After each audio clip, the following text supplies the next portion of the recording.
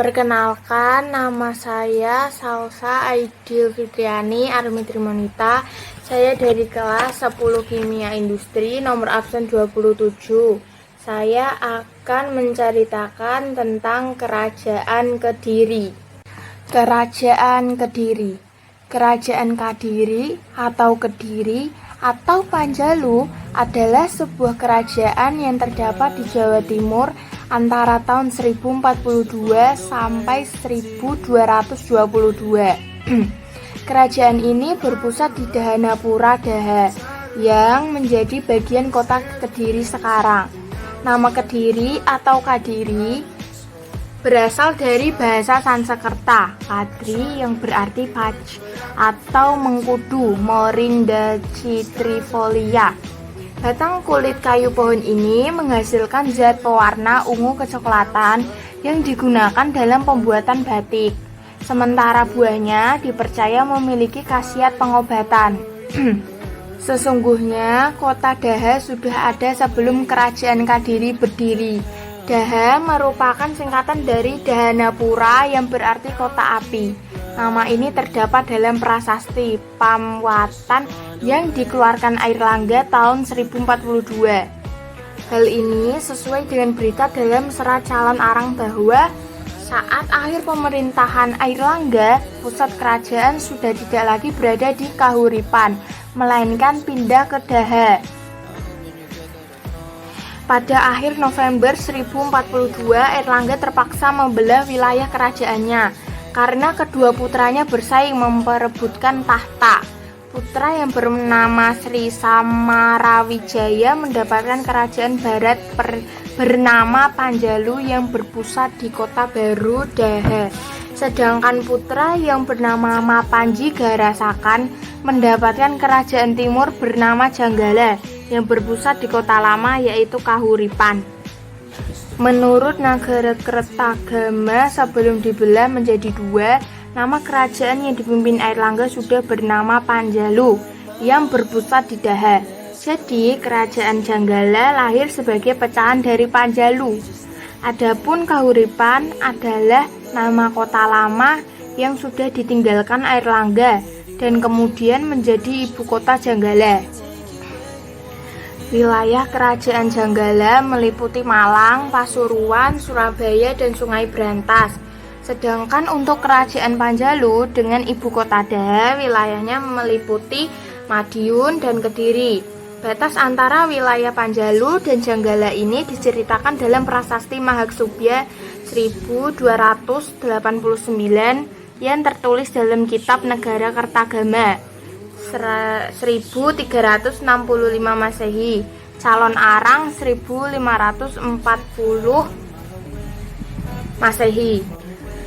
Kerajaan Kediri sendiri mengalami kehancuran pada masa pemerintahan Raja Kertajaya atas sikapnya yang bertentangan sekali dengan kaum Brahmana. Raja Kertajaya ini menyuruh para kaum Brahmana untuk menyembah dirinya laksana dewa. Aturan Raja Kertajaya ini tentu saja ditolak oleh kaum Brahmana karena melanggar agama. Kaum Brahmana kemudian meminta bantuan Ken Arok, pimpinan dari Kadipaten Tumapel guna menyerang Raja Kertajaya. Dari peperangan ini dimenangkan oleh Ken Arok sehingga kerajaan Kediri menjadi bawahan wilayah Tumapel atau kerajaan Singosari. Sebagai kerajaan yang sangat termasyhur, Kediri pernah dipimpin oleh 8 raja mulai dari awal berdirinya hingga masa keruntuhannya. Kedelapan raja Kediri yang pernah berkuasa di zamannya adalah sebagai berikut. 1. Raja Sri Jayawarsa. Sejarahnya bisa diketahui dari sebuah prasasti Sirah Keting 1104 Masehi. Yang mana Raja Sri Jayawarsa sangat perhatian terhadap rakyatnya. Hal ini terbukti pada masa pemerintahannya. Sri Jayawarsa sering memberikan hadiah terhadap rakyat desa sebagai penghargaan atas jasanya. Selain itu, Jayawarsa selalu berusaha keras untuk meningkatkan kesejahteraan hidup rakyatnya.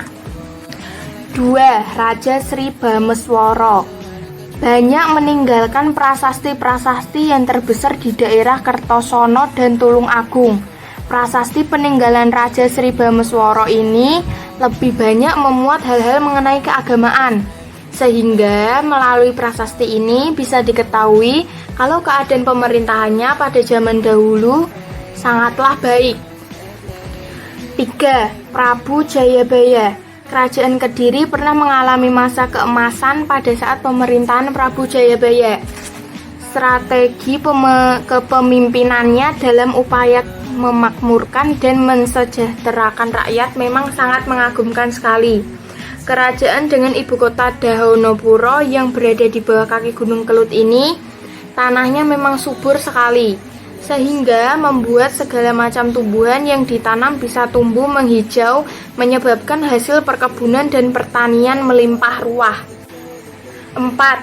Sri Sarwaswero. Sejarah tentang kerajaan yang dipimpin oleh Sri Sarwaswero ini didasarkan atas prasasti Padalegan II 1159 serta prasasti Kahyunan 1161. Raja Sri Sarwaswero sangat terkenal sebagai raja yang sangat taat beragama serta berbudaya. Menurutnya, tujuan akhir dari hidup manusia adalah moksa, pemanunggalan jiwatma, dan paramatma. Jalan yang utama atau benar adalah sesuatu yang menuju kesatuan. Jadi, jika ada sesuatu yang menghalangi berarti tidak benar. 5. Sri Aryaswara. Raja Sri Aryaswara merupakan Raja Kediri yang berkuasa sekitar tahun 1171. Hal ini berdasarkan prasasti Angin 23 Maret 1171. Ganesha merupakan lambang kerajaan pada masa pemerintahan Raja Sri Aryaswara. Namun tidak diketahui kapan masa pemerintahannya ini berakhir. Gelar abhisekanya adalah Sri Maharaja Rakehino Sri Aryaswara Madhusudana Watara Arijomuko. 6. Sigandra. Masa pemerintahan Sri Gandra bisa diketahui melalui prasasti Jaring tahun 1181. Pada masa pemerintahan Raja Sri Gandra ini banyak menggunakan nama hewan sebagai gelar kepangkatan seseorang dalam istana. Nama-nama ini menunjukkan tinggi rendahnya pangkat seseorang di istana kerajaan seperti nama gajah, tikus, dan kerbau. 7. Sri Kameswara.